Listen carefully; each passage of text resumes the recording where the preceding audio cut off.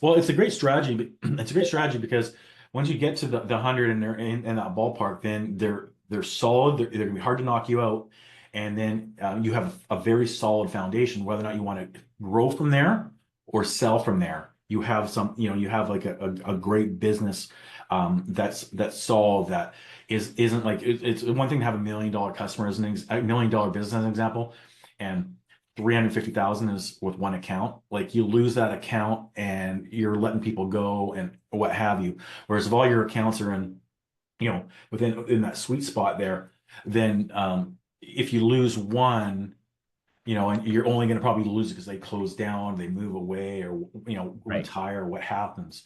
Well, Uh, somebody in the office needs a job, needs to clean. Like how I got in. Hey, yeah, somebody needed to clean out where I used to work. So you said, hey, you want to make extra money? Okay, there you go. there There you you go. I go. understand. Last question for you.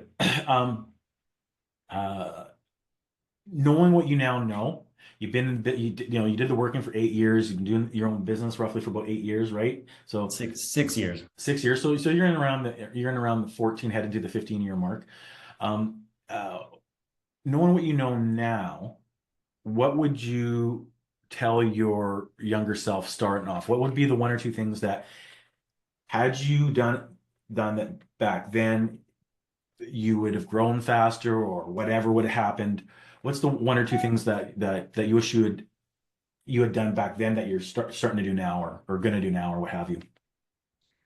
I think from my knowing my 20s and what I know now, I definitely would probably hang out with a different crowd. Just like people that are successful. Yeah. And I mean, I do that with my son now. He's in his 20s. He's 22 years old.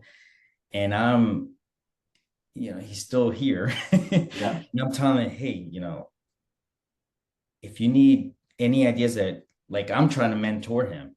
So it's almost like no one really mentored me Yeah.